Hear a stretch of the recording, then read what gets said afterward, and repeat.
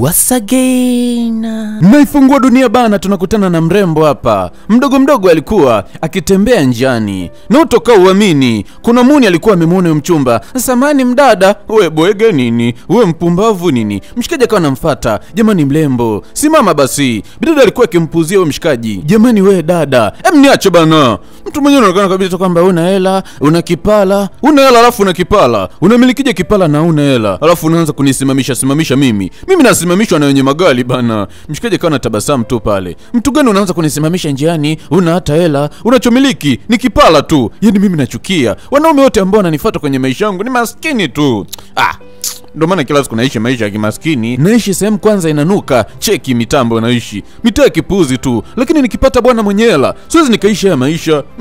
Alafu vinanisimamisha viwato vya uswahilini tu. Siwezi kukubali huo upumbavu kabisa. Ni lazima nitafute mwanaume mwenye pesa. Nitoke kwenye hii mitaa. Naishije kwenye hii nyumba? Nyumba yenyewe imeandikwa namba za simu, imeandikwa sijui maganja, sijui mabangi. Siwezi nikaendelea kuishi hapa. Bidada amechoka bana kuishi maisha ya kimaskini. Anachokitaka ni kwamba apate bwana mwenye hela, bwana mwenye pesa bana, ili mradi aondokane na huu maskini. Mimi nachoka bana. Huyu dada anakwenda kwa jina la Joyce. Na kazi yake ni hii hapa, ni mfanya usafi na anahudumia zaidi ya nyumba 2. Yaani anafanya huku, anakuja kufanya huku. Ndo maisha yake bana. Maisha yake ni magumu kweli, lakini hadangi, hajiuzi, anajipambania yeye mwenyewe. Yaani pesa yake itokane na jasho lake, ijapokuwa ndoto yake ni kuja kuishi maisha mazuri. Na alikuwa akiangalia nyumba anasema, jamani, kama ningekuwa mimi ndo mwenyewe mjengo, mimi ndo mama mjengo, ningetamba. Mpaka Tanzania wangenijua kwamba mimi ndo mdosi, mpaka Kenya wangenijua kwamba mimi ndo mtajiri, yaani dunia nzima ingenijua kwamba mimi ndo mada mwenyewe. Ningekuwa na kaki namna hii, naweka 4 mwenyewe. Bidada alikuwa akiimagine kama vile na maisha mazuri, maisha safi. Ndo kawaida sisi maskini bana. Muda mwingi waga tuna imagine kama vile tuna pesa nyingi. Cheki bidada alivyokuwa akiimagine, ameshika wine, unywele kama wote, amevaa na madilisha machoni, ana enjoy, ana celebrate. Nitakuwa nikiwasha zangu tu TV mimi. Bidada ana imagine kama ana maisha mazuri vibaya mno, yaani kama vile angelikuwa ni mke wa Balesa. Na hii ndo kiu kubwa ya huyu dada ambaye anakwenda kwa jina la Joyce. Alikuwa akinywa zake wine pale. Ana imagine amekuwa ni bosi. Anatabasamu mwenyewe, anafurahi, ni kama vile ndo anaishi hayo maisha. Lakini ghafla alishtuka, ni mlio waoni. Boss katimba, akaona boss katimba sasa. Na wakati mwingine bidada baada ya kuweza kukamilisha kuweza kufanya usafi, mdogo alikuwa akitembea zake, akirudi nyumbani. Na simu ilikuwa ikiita, lakini bidada akaikata, then akarudishia mule. Alikuwa akitembea njiani tu kwamba kwenye mitaa hii kama nipate mwanaume mwenye pesa hivi. Na sio anatembea mitaa ya Uswazi tu nakutana na makalunguye. Ghafla si akasikia oni. Kuna oni ilikuwa ikimpigia, akasema hapa penyewe huyu kajilengesha, utoka uamini. Bidada akawa anajivuta baada ya kusikia kwamba kuna gari imempigia oni. Kwani ndoto yake ni kumpata mchumba mwenye pesa nyingi. Na ghafla cha ajabu si akawa anashuka mwanamke. Bidada akabaki anashangaa, mimi nilijua mwanaume. Jamani, Joyce, ni wewe? Akabaki anashangaa, huyu nani? Umenisahau jamani, ni mimi hapa bana, Sandra. Tumesoma wote shule ya msingi. Bidada ndo kumkumbuka jamani, akawa anamkumbatia. Ni kitambo, ni miaka mingi jamani. Sandra, upo? Huwezi kuamini kwamba ilikuwa ni furaha kubwa kinoma noma, kwani hao walikuwa ni marafiki vibaya mno wakati wakisoma shule ya msingi. Bidada alikuwa ameshangaa kwa sababu ni muda mrefu kweli alikuwa hajamuona huyu bidada ambaye anaitwa Sandra. Ilikuwa ni furaha kubwa wao kuweza kuonana. Kiukweli najisikia furaha kabisa kwa sababu ni muda mrefu kweli nilikuwa sijakuona. Hata mimi nasikia happy vibaya mno. Kama nilivyokuambia, hawa ni marafiki ambao wamesoma pamoja shule ya msingi, na walikuwa wakicelebrate, walikuwa wakienjoy, wakiimba zile nyimbo ambazo walikuwa wakiimba kipindi hicho wanasoma pamoja. Ilikuwa ni furaha kubwa. Alafu inabidi unipatie namba yako ya simu. Basi bidada akawa anazama kwenye ndinga, anachukua namba ya simu. Uzuri bidada ambaye anaitwa Sandra, maisha ni safi, lakini huyu Joyce hamna kazi kabisa. Amevaa amependeza, lakini ukienda kuangalia nyumba ambayo anaishi sio poa.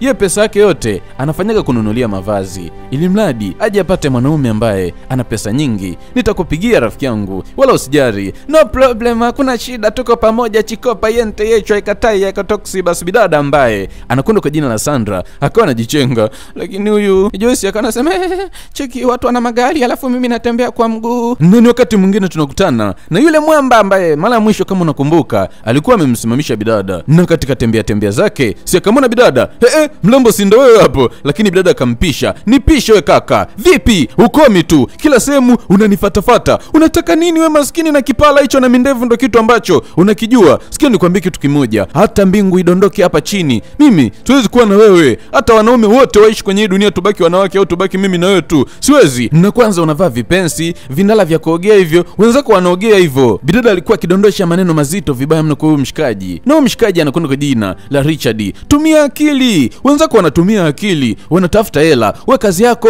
ni kutembea tu njiani na kufuatilia wanawake warembo. Mimi uniwezi hata siku moja, na mimi siwezi kudeti na maskini, siwezi kudeti na karungu yeye. Na bidada alipoangalia kwenye mkono wa mshikaji akabaki anashangaa, mwamba kavaa saa ya gharama. Hiyo saa umeitoa wapi? Wewe itakuwa ni mlinzi wa getini kwenye hii mitaa. Kwa maana hiyo ndio unabeba saa ya bosi wako unavimba nayo mtaani, si ndio? Unasimamishia madem. Wewe ni fala. Ninachokushauri tu, huu muda ambao unautumia kusimamisha madem na kufuatilia madem, kautumia kufanya kazi. Ukiutumia utapata pesa nyingi kweli kama wanaume wenzako. Lakini kwa design kama hiyo huwezi kunipata. Njunja mkubwa wewe na kipala hicho. Nitakupiga ngwenzi, nitakupiga vibao. Au unataka hicho kipala tukipake mafuta ndio ujue kabisa kwamba tumepinda. Na kama huwezi kufanya kazi, katafute wanaume wenzako. Kazi tu kuvaa saa za bosi zako na vipensi na likipala hilo. Kwenda! Huwezi kupata mwanamke mlembo kama mimi wewe. Katafute maskini wenzako. Bidada anasema kwamba mshikaji akatafute maskini wenzake wakati naye ni maskini. Mshikaji akabaki anashangaa, huyu dada ndo ana matusi hivi? Hakutegemea. Tena unikome fala wewe. Wewe pumbavu nini? Unakuwa na akili kama za kaju. Huyu bidada bana, maisha yake anayotaka ni haya, maisha ya pesa, maisha ya kuwa na pesa nyingi, kumiliki gari ya kifahari, kuishi maisha ya kizungu, ndo kitu ambacho anakitaka. Maisha ya kimaskini hataki kabisa, na ndo maana huaga anawachukia sana wanaume ambao hawana hela. Maisha yake yeye ndo haya hapa. Muda wote kazi yake ni kuimagine kama vile ana maisha mazuri, maisha ya bata. Simu zake zinazoita ni simu za madili tu, na yanakela kinoma noma kwa sababu sometimes kuna watu wanamkopa, wanampa kazi, wanamwambia tutakulipa na wamlipi. Jua ni kali bana kama Dar es Salaam. Wakati mwingine bidada aliendelea na majukumu yake hapa, na alikuwa akienda kutupa taka mdogo taratibu. Na hizi lambo huku Tanzania zimekatazwa, lakini huko wemba wanatumia kuangalia mbele. Hutoka uamini kitu ambacho anakiona bidada, ikabidi ajifiche na akawa nasepa pale. Ni rafiki yake ambaye anaitwa Sandra. Kumbe rafiki yake naye anaishi mitaa hii, so mbali na hapa. Alikuwa akipasha, bidada akawa anamchungulia, hataki rafiki yake amuone, kwani yeye ni mfanyakazi wa ndani, alafu rafiki yake ni mtajiri. Kama unavyojua ni kwamba bidada ana pretend maisha eti, yani anataka watu wamuone kwamba yeye ni binti ambaye kwa maisha safi, fresh ya pecha lolo, lakini hamna kazi. Undona umetawala. Hivi ndaendelea kuigiza hivi mpaka lini jamani? Yani kwa maana hiyo kila nikimwona nitakuwa najificha, nakimbia. Hii sio sawa.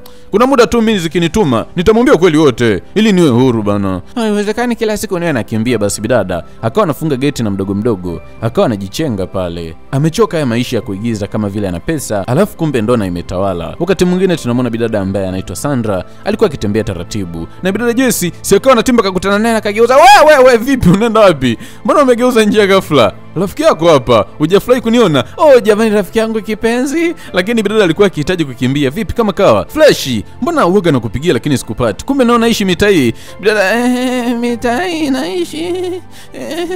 Lakini akawa naona hawezi kuendelea kudanganya zaidi. Kikweli mimi siishi mitai, ila mitai ni mitaa yangu ya kazi, ni mitaa ambayo mimi uoga nafanyia kazi. Utokao uamini ni kwamba mimi kazi ambazo nafanya ni kazi za ndani. Kazi zangu ni kusafisha, nikipata deal la kusafisha ndani fresh, na kwa sasa hivi nina nyumba 2 nasafisha. Rafiki yake akabaki anashangaa ni kwamba huyu bidada ambaye anaitwa Joyce kazi yake ni kuweza kusafisha, ni mfanya usafi na pia ni mpishi. Lakini kitu ambacho kinamshangaza rafiki yake ni kwamba Joyce maisha yao zamani yalikuwaga safi, yalikuwaga ni mazuri. Lakini bidada akasema maisha bana, maisha ni mashanzi kweli. Kwa sasa hivi mimi sio tajiri kama wewe eti. eti tangu nimempoteza mama wangu pamoja na babangu maisha yamechange eti. Kumbe bidada maisha yao yalikuwaga safi kabisa, kila kitu kilikuwaga chikopa, mambo yalikuwaga yente. Lakini utoka uamini ni kwamba baada ya kuweza kupoteza wazazi wake, mali zao zote ndugu waling'ang'ania, mjomba kijiko, shangazi sahani, mpaka wakamaliza mali zote. Kwa bidada akajikuta amekuwa maskini. Na lakini rafiki yake alikuwa akimuomba kama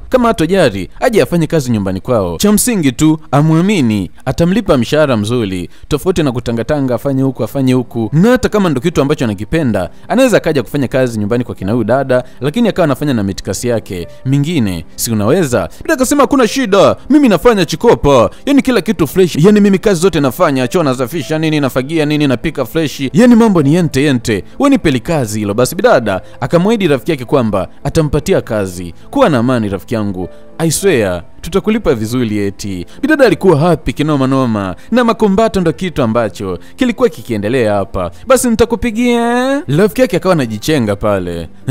Wewe ukipretend ukijifanya una pesa atukupi kazi.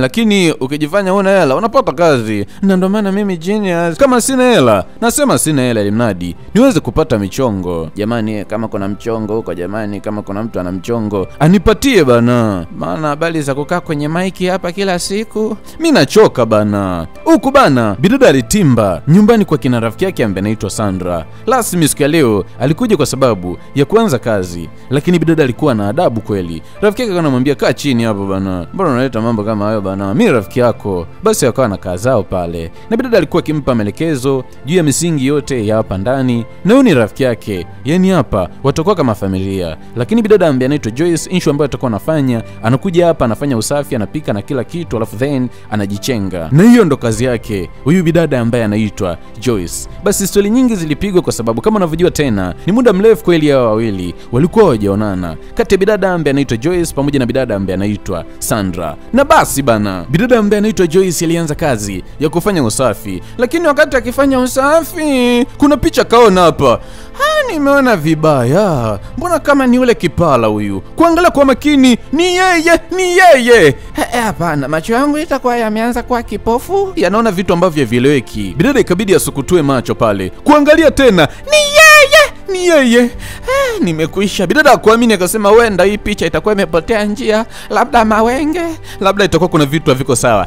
Samani rafiki yangu, kama fresh hii kuna picha nimeiona kule, vipi haijapotea njia? Labda ile picha labda ni mtu anatafutwa, labda vipi, ni nani? Hamna bana, yule ni kakaangu. Jamani, ni kakako kabisa. Ni kakako? Ndio ni kakaangu na ndo mwenye nyumba. Kivipi ni kakako? Ndio ni kakaangu na ndo mwenye nyumba. Bidada kabaki anashangaa, ni kivipi? Mkaka ambaye anakutanaga naye huko Uswazi anamwonaga kama ni fukala, kumbe mshikaji ni mtajili, na yeye amekuja hapa kufanya kazi nyumbani kwa huyo mshikaji ambaye alimtukanaga njiani. Ndio maana unaambiwa hivi, usimtukane mtu usiyemjua, wala usimdharau mtu usiyemjua. Bidada akapaga, nimekuisha, nimeakanyaga. Habari za kutukana wakaka zimemponza bidada, alichanganyikiwa, alipagawa, haelewi nini afanye. Hapa moja ikai, mbili haisimami, saba haichimami. Nani wakati mwingine mshikaji alikuwa na mdogo wake hapa, kumbe wa bana ni kaka na mdogo. Na huyo mshikaji kama nilivyokuambia anakwenda kwa jina la Richard, ijapokuwa mdogo wake anapenda kumuita Richi. Walikuwa kila msosi na mshikaji alikuwa akiusifia, huyu hapa mpishi ni mkali vibaya mno, anapika sana. Ndio, ni rafiki yangu. Yes, nimemkubali, yuko vizuri kweli. Mwamba alikubali chakula ambacho bidada ambaye anaitwa Joyce alikuwa amepika. Bidada leo anakuja kazini na ogopa kwa sababu amekutana na gari nje, anajua tu kama gari iko nje basi mwenye nyumba leo yupo hapa. Basi bidada akawa anagonga mlango baada ya kusema aingie kwa sababu yeye ni mwenyeji, na rafiki yake akawa anafungua. Wa shida nini? Mbona leo unagonga mlango? Hamna. Si unajua ghafla mshikaji akatimba, leo kakaangu yupo, at least umemkuta. Mshikaji akabaki anashangaa, ni wewe tena? Ndio ni mimi. Shikamo kaka. Shikamo mjomba. Wewe sio kipala? Kwani nyinyi wawili mnajuana hapa? Ndio namjua, ndio huyu binti ambaye nilikwambia kwamba amenitukana matusi mazito ya nguoni. Eti ananiambia eti mimi nikatafute wanaume wakanikamue ndo nipate pesa. Utoka uamini. Kumbe mshikaji alimwambia kila kitu dadake. Na dadake kwa kuwa yule ni rafiki yake, alikuwa akimwambia radhi kwa kaka yake, tafadhali brother, msamehe eti najua amekosea. Lakini mshikaji ilikuwa ni ngumu kweli kumsamehe bidada ambaye anaitwa Joyce, kwani alimtukana matusi mazito vibaya mno. Hata kama ningekuwa ni mimi, eti mimi mwanamke anitukana eti kwamba eti niende nikatafute wanaume ndo nipate pesa, eti ndo hiyo kazi yangu, never. Mshikaji alikuwa amemind vibaya mno, lakini dadake alikuwa akimsisitiza kwamba alifanya vile kwa sababu alikuwa hakujui. Tafadhali brother, msamehe. Mshikaji alikuwa ni ngumu, hawezi, lakini dadake alikuwa akimbembeleza. Ni rafiki yangu yule binti ana matusi, siwezi kumsamehe, hawezi kuendelea kufanya kazi hapa. Lakini mdogo wake alikuwa akimbembeleza. Brother, tafadhali nakuomba. Kama unavyojua tena, sauti ya kike, alafu ni mdogo wake wa pekee. Mshikaji akasema hakuna shida, no problem. Na hata akiendelea kufanya kazi hapa, atafanya kazi kwa niaba yangu. Atafanya kazi kwa niaba yako tu. Na mambo yangu sitaki agusane nayo. Adili na wewe tu. Adili na wewe kabisa. Bila kusema kuna shida. Limekwisha. Kama ni kudili na mimi tu, mbona chikopa? Kikubwa tu nataka rafiki yake aendelee kufanya kazi hapa. Asante brother. Basi bana, alikuja na kumwambia rafiki yake kwamba kila kitu kimekwisha. Niombe msamaha jamani, najua nimemkosea kweli yule kaka, nilimtukana matusi mazito jamani. Na rafiki yake akamwambia no problem, kila kitu kimekwisha eti. Bidada alikuwa na wasiwasi kinoma noma kwa sababu kwa matusi ambayo alimtukana yule mshikaji. Hata kama ingekuwa ni mimi, ni ngumu sana kumsamehe. Ijapokuwa mimi genius huaga nasamehe 7 mara 70. Na bidada alitimba bana. Alikuwa amekuja kufanya usafi chumbani kwa mshikaji, lakini alimkosea bana. Akawa naomba radhi. Tafadhali uwe mkaka Kipala. So mkaka Kipala, mkaka tajili, naomba unisamehe. Unajua nilikukosea kweli. Nilifanya makosa. Naomba unisamehe. Na nilifanya vile kwa sababu nilikuwa sikujui. Tafadhali naomba unisamehe. Mshikaji kamwambia endelea na kazi yako. Kilichokuleta ni kufanya kazi hapa. Endelea na majukumu yako. Ila tu kikubwa usibe chochote humu ndani. Mimi sio mwizi kabisa, sawa? Nisikute chochote kimeibiwa. Alafu mshikaji akawa anajichenga. Bidada kaona hapa kazi ninayo hapa. Shughuli ni pevu. Na bidada akawa anaendelea kufanya usafi pale. Leo toka uamini ni kwamba mshikaji ambaye anaitwa Richard alikuja na mpenzi wake. Vipi baby, unaiona je nguo? Ni kali? Yes ni kali. Na muda si mrefu mdogo wa mshikaji akawa akitimba pale. Na brother akawa anamsalimia mdogo wake. Yule pale ni mdogo wangu anaitwa Sandra. Sandra, huyu hapa ni kipenzi changu anaitwa Champagne. Nimefurahi kukuona wifi. Haya fresh. Alafu wifi akaendelea busy na brother. Eti kana nyodo, unaniletea nyodo wifi mimi, unaniletea nyodo wifi? Unijui kanaleta nyodo bana kabidada ambako kanaitwa Kashampeni, kamchumba kamshikaji ambaye anaitwa Richard. Na ni wakati mwingine walikuwa mezani, walikuwa wakipata msosi hapa tarabintibu, lakini kabidada ambako kanaitwa Champagne kaka anasema shughuli mimi chakula sijapenda, so vitu vyangu hivi. Mimi napenda kula vyakula vya kitajiri, alafu hiki chakula hakijakaa kitajiri kabisa. Nyinyi matajiri kabisa alafu mnakula vyakula kama hivi. Kaka anakunywa maji pale. Mshikaji anashangaa tu, inatakiwa nipikiwe chakula kingine. Siwezi kula kabisa hiki. Mpaka wifi anashangaa tu kwamba kweli hapa tumepata wifi. Ndio, siwezi kula mimi, nipikiwe chakula kingine. Kalipikiwa chakula kingine na chenyewe kakaja kukirudisha. Yaani huyu dem so poa. Mpaka huyu bidada akabaki anashangaa, huyu vipi? Akawa anamfuata kwenda kumchungulia. Huyu ana matatizo gani? Huyu dada alikuwa na mbwembo vibaya mno. Mchumba wa Lichi alikuwa na mbwembo kinoma noma. Mpaka bidada akabaki anashangaa, lakini akaona anyway hayamuhusu. Muda si mrefu rafiki yake akawa ametimba hapa. Huyu rafiki yake ambaye anaitwa Sandra naye hajapendezwa kabisa na huyu wifi ambaye amekuja hapa. Vipi Sandra, unamwanaje huyu wifi yako? Yaani mimi kiukweli ananikela vibaya mno. Sijampenda hata mara moja. Ana madharau kwanza, ana hata nidhamu. Na kiukweli mimi ninavyomjua brother wangu ananisikiliza. Huyu binti hatoboi hapa. Ndio, hafai kabisa kuwa mke. Na akawa anagonga pale. Ni lazima watampampo mshikaji. Hawezi kuwa binti kama yule bidada ambaye anaitwa Champagne. Walaidi kuweza kumpinga kisawasawa, kuweza kumpinga kindaki kwa sababu mchumba ambaye anadharau ni kinyesi tu. Na basi bana, ni wakati mwingine mshikaji alikuwa amepoa na mchumba wake ambaye anaitwa Champagne. Walikuwa wakijisnap tu hapa. Muda si mrefu bidada ambaye anaitwa Joyce akawa na timba hapa. Chukua nguo hizo huko, kanifulie.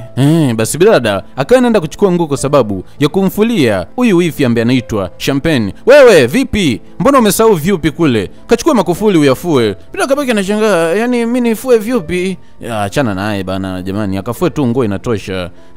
Hakuna cha kuachana naye. Akafue vyupi. Chukua vyupi hivyo kafue wewe. Unachaje kufua makufuli yangu? Kafue bana, wewe ndo kazi yako. Bila kabaki anashangaa. Kivipi? Mshikaji akanamwambia hapana. Mwache tu afue nguo. Hivyo vyupi utafua mwenyewe. Baby, sikia nikwambie kitu kimoja. Huyu ndo kazi yake. Analipwa kwa sababu ya kufanya kazi na kutuhudumia humu ndani. Akafue vyupi bana. Hawezi kafua nguo. Alafu makufuli nikafua mwenyewe. Yeye kazi yake nini? Alafu mikono yangu haijazoea kushikashika maji kabisa. Lakini mshikaji akasema tafadhali, mwache akafue nguo. Hivyo vyupi jamani utafua hata wewe. Sio vizuri. Huyu ni dada wa kazi. Sawa, lakini inabidi tumheshimu. Bidada akasema shenzi nini wewe? Unanipangia mimi cha kufanya, mtu mnamlipa hela nyingi alafu mwisho wa siku ashinde kuchapa kazi. Tafadhali wewe shika hivi vyupi, nenda kafue. Bidada akaona wewe nikome. Siwezi kufanya kitu kama hicho. Mshikaji akaona lijao. Umekiona hichi kifanya kazi chako kinaniletea mbwembo, si ndio? Mshikaji akasema achana naye. Na uwezi kuamini kwamba huyu bidada ambaye anaitwa Champagne alimfuatia pale bidada ambaye anaitwa Joyce, na mshikaji akawa anafuata kwa sababu anajua kinachofuata hapa ni ugomvi mtupu. Ni kweli bana, kilichoendelea hapa ni vurugu. Sikia nikwambie kitu kimoja, ninachokitaka mimi ndo kitakuwa. Wewe mshenzi, shika hivi vyupi nenda kavifue.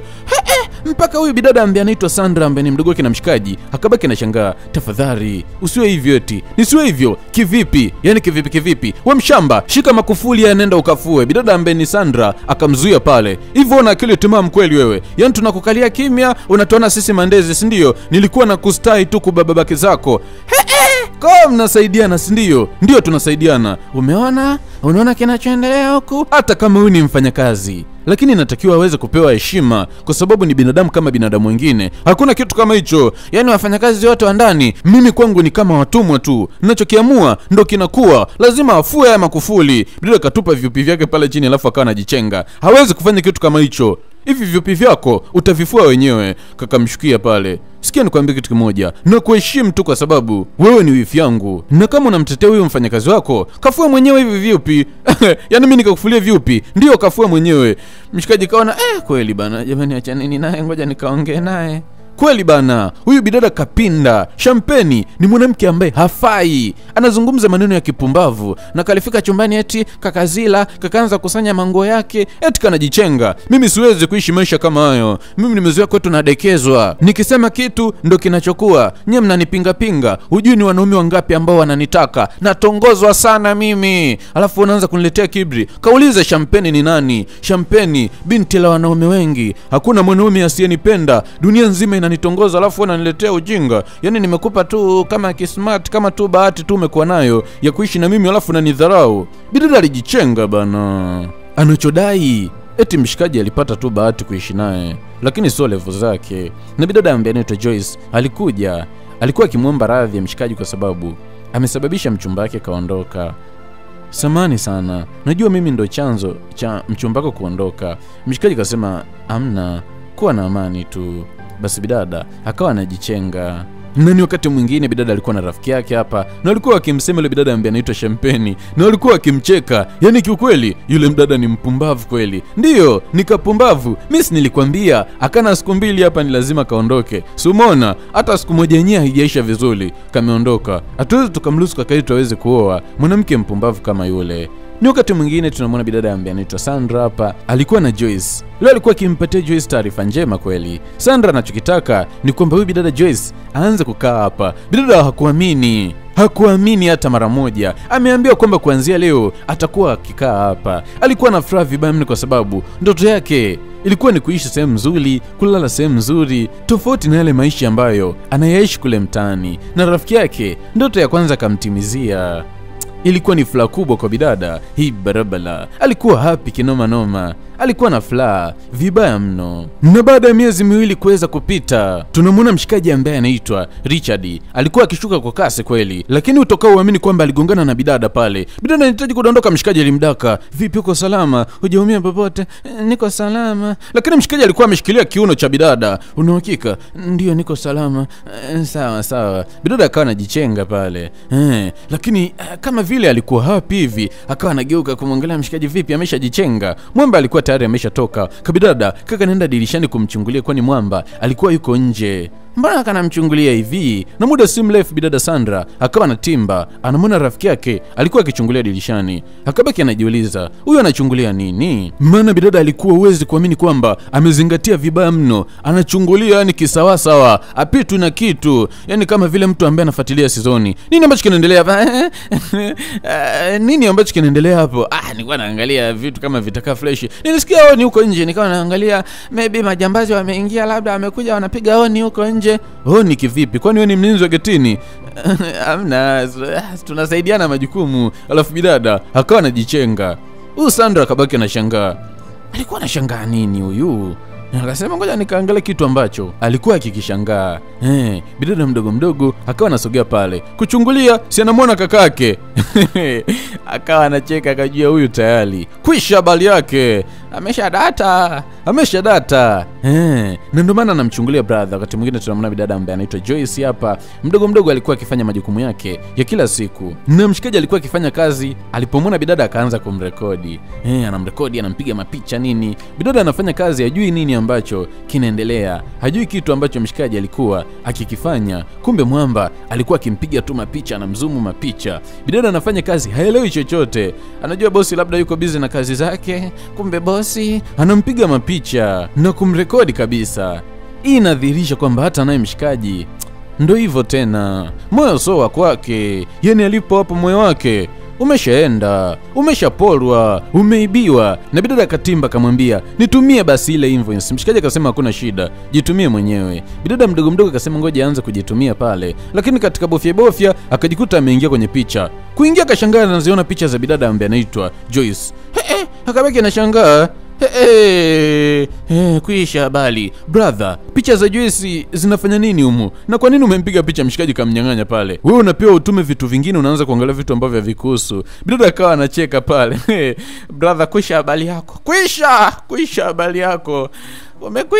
Umekwisha kivipi? Ndio hivyo umekwisha. Mimi najua polipo unampenda. Yani nyinyi wawili kuna tu vitu tunaendelea, maana yana kuchungulia, wewe unampiga mapicha. Amna bana. Mimi siwezi kumpenda yule mwanamke ambaye alinitukanaga mimi. Yani siwezi kumpenda kabisa. Uweze kumpenda, si ndio? Bidada alikuwa akimcheka mshikaji kwa sababu anadai kwamba hawezi kumpenda, alafu kutwa kila muda ni anampiga tu mapicha na kajaza mapicha kama yote. Sawa, hawezi kumpenda na unatunza mapicha yake kwenye simu yako. Ndio hivyo bana. Okay, basi tutaona tu. Unadhani kila kitu kitaendelea kujificha hivi? Kila kitu siku moja kitakuwa wazi. Na bidada alimtimbia mtoto wa kike ambaye anaitwa Joyce. Kwa kuwa sasa hivi ameshagundua kwamba hawa wawili wanapendana, akajua kinachoendelea hapa ni kwamba wanashindwa kuambiana ukweli. Na bidada ambaye anaitwa Sandra akawa anamuuliza bidada ambaye anaitwa Joyce kwamba vipi, unampenda kakangu? Bidada akawa anacheka. Ndio, maana ishara zote naziona, kila kitu nakiona. Bidada akawa anabishabisha pale, eti anajifanya kama vile hamna kitu ambacho kinaendelea. Lakini bidada ambaye anaitwa Sandra, hakuna kitu ambacho anakielewa hapa. Mimi najua kabisa kwamba unampenda brother wangu, zungumza ukweli bana. Bidada akawa anacheka kwamba hamna, lakini ni kweli kama vile anakuja moyoni. Lakini siwezi kuwa naye kwa sababu mimi naye ni level tofauti. Hamna bana. Tangu umekuja kwenye nyumba kuna baadhi ya vitu nimeviona vimebadilika kwa kakangu. Kuwa na amani tu. Cha msingi wewe niachie mimi, kila kitu nitakiweka sawa. Kakangu mwenyewe atakutamkia kwamba anakupenda. Bidada akawa anacheka tu pale kwa sababu haamini kama hilo jambo litaweza kutokea. kulingana na namna ambavyo walikutana na mshikaji ambaye anaitwa Richard. Basi bidada ambaye anaitwa Sandra akawa anamuandaa Joyce, kampiga wigi takatifu pale, kamnunulia na nguo kali, bidada apendeze, kamlemba vibaya mno. Hapo ukifika pale mwambie unahitaji nini. Na kweli bana, bidada ikabidi atimbe chumbani kwa mshikaji ambaye anaitwa Richard. Leo kapendeza, kadamshi bana, hajavaa nguo kama mdada wa kazi. Leo mshikaji akimwona achomoi. Na bidada akawa anamuita mshikaji, mshikaji kamwambia niambie shida nini? Au ulikuwa unahitaji nini? Hata tafadhali, niko busy kwa sasa hivi, sihitaji chochote, naomba uniache. Bidada kabaki anashangaa, alijua maybe mshikaji atafutiwa, maybe atamwambia njoo nikutafune kitumbua, lakini mshikaji cha ajabu akawa amemtoa na akamwambia yuko busy. Kiukweli amenipuuza.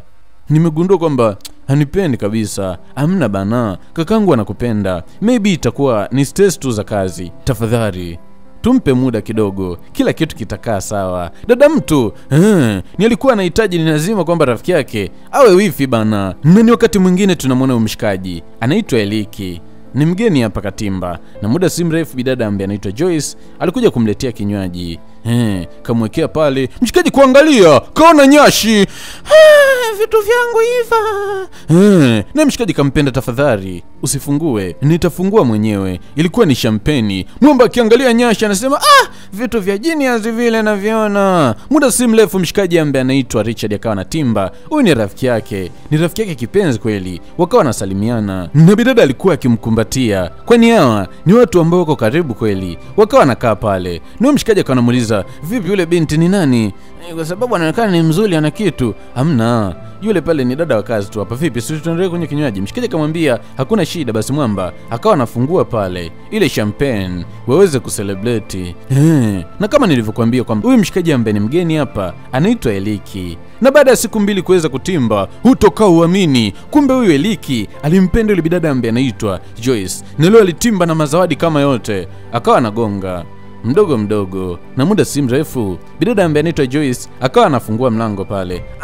Karibu wewe mgeni wa siku ile. Asante. Na bidada akawa anamwambia, lakini Sandra pamoja na Lichi hawapo kabisa hapa. Naelewa, na kuna mizigo hii hapa, nilikuwa naomba upokee. Bidada akasema hakuna shida. Basi bidada akawa anapokea pale, akujua hii mizigo ni ya nani. Na mshikaji akawa anamwambia kwamba kiukweli nimekupenda, ninyoke moja kwa moja kwenye pointi. Nataka nikuoe, uwe mke wangu, na ukikubali nitakupa kila kitu unachokitaka. Nitakupa kisiwa ukitaka, hata ile mic ya Genius ukitaka, mimi nitakupa tu free.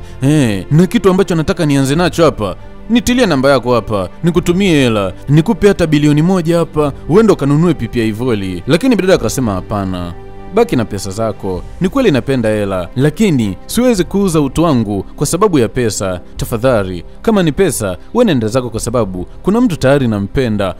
Wow. Yaani unakataa pesa yangu, nakupa bilioni 1 ukanunue pipi ya Ivoli, utaki si ndio? Bidada akasema hapana, ni ngumu, utoka uamini. Bidada alimkataa huyo mshikaji. Okay, no problem. Basi siku njema. Bidada akasema umesahau makolombwezo yako haya, hizi ni za kwako tu. Hapana, shika. Bidada aligoma kabisa hata zawadi za mshikaji. Mshikaji kaona kweli hapa nimeingia chakika. Alafu bidada akawa anajichenga, ni kweli anapenda hela, lakini hawezi akauza utu wake kwa sababu ya pesa. Oya gai, yule demo anafaa kuwa mke. Kumbe walimtuma bana akamjaribu yule bidada ambaye anaitwa Joyce, kwa sababu huyu mshikaji amekuwa amwamini yule bidada kabisa, kulingana na namna ambavyo walikutana naye mwanzoni. Alijua maybe huyu bidada anapenda hela, na ni kweli anapenda hela, lakini hawezi kuuza utu wake bana, na ndio maana anachapa kazi muda wote. Mshikaji kamfuata, kampenda mdada. Vipi nikusaidie? Bwana kabaki anashangaa, tangu lini huyu kipala anataka msaada anisaidie? Lakini mimi sijakuomba, acha nikusaidie bana. Eti amsaidie kuosha vyombo eti. Na bidada haamini.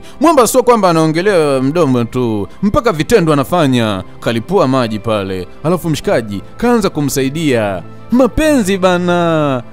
Mapenzi mahaba. Nani wakati mwingine bidada alikuwa na mtoto wa kike ambaye anaitwa Sandra, na alikuwa akipiga story. Na bidada alikuwa akijimaliza ambaye anaitwa Joyce kwamba anampenda sana mshikaji ambaye anaitwa Richard. Bidada akasema ni kweli, na kakangu naye pia anakupenda. Ijapokuwa mwanzo alikuwa kuamini, lakini kulingana na kile ambacho ulikionyesha jana, sasa anakuamini. Mshikaji akasema kanatoboa asili, kanatoboa asili. Ikipi sijaelewa? Ndio, yule ambaye alikuja jana na akawa anakutongoza sisi ndo tulimtuma ili mradi tuweze kujua kwamba je, unafaa ama la. Na kakangu kathibitisha kabisa kwamba wewe unafaa na mwaminifu. Bidada hakuamini, kumbe walimtuma kumjaribu.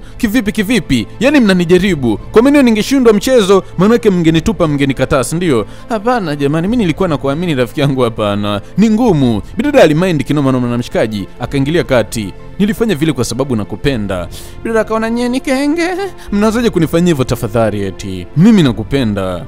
Na kiukweli nilikuwa sikuamini mwanzo kulingana na namna ambavyo tulionana. Nikaona nitumie ile njia ili mradi niweze kuthibitisha kile ambacho kilikuwa kama vile nitia ukakasi kwenye moyo wangu. Tafadhali, kwa sasa hivi nakuamini na nakupenda sana. Bidada alimind kinoma. Kwa maana hiyo jana angeshindwa ule mtihani, it means kwamba mshikaji asingempenda na asingemoa. Mimi nilikwambia usiseme bana, unaenda kusema.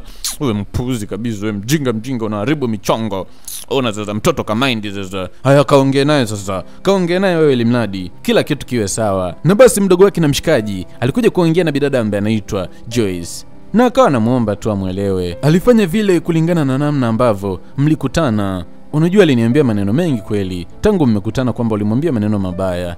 Ile ilimvunja moyo. Tafadhali, msamehe kakaangu, nisamehe na mimi, tulikukosea eti. Kakaangu anakupenda, hata mimi mwenyewe nakuhitaji wewe kama wifi yangu. Sihitaji wifi mwingine hapa zaidi yako eti. Utoka uamini. Bidada ambaye anaitwa Joyce alimsamehe mshikaji ambaye anaitwa Richard. Bidada amini. Bidada kasikia oni tu, kamfuata mshikaji na kamkumbatia. Bwana Kipala, haamini. Kila kitu okay. Kila kitu ni chikopa. Mambo yote ni fresh sasa hivi. Bidada kwa sasa hivi na mshikaji ni watu ambao wanapendana. Wewe. Toto hilo. Na bidada anamsaidia mshikaji kubeba mpaka begi. Wewe, mapenzi ni safi. Mapenzi ni kama yote. Mshikaji akuishia tu kwenye uchumba. Alimuoa bidada ambaye anaitwa Joyce. Na Mungu alikuja kuwa blessi. Walikuja kupata kitoto cha kiume na wakakiita Genius. Wanalipenda jina langu.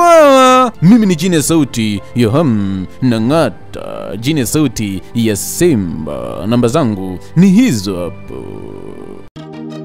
Kuna watu wengi wamekuwa wakiniuliza kwamba Genius, hivi yule msanii wako kama The Don hajatoa wimbo mpya? Habari ni kwamba ametoa wimbo mpya, na kwa sasa hivi huwezi kuamini kwamba ametoa na Chino Wanaman. Cha msingi tu ingia YouTube pale upande wa kusearch, kasearch andika kama The Don na Chino Wanaman. Utaiona ngoma kama ambavyo inaonekana kwenye screen yako hapo. Utakachofanya utaibofya na kwenda kusikiliza mwanzo mpaka mwisho. Baada ya kufanya hivyo, usisahau kuweza kudondosha comment yako na kuweza kuniambia kwamba Genius, nimeijua hii nyimbo kupitia wewe. Jamani, mumsupport msanii wangu. Huyo ni msanii wangu, mimi ni meneja wake. Msupportini jamani kama ambavyo mnanisupporti mimi, Genius.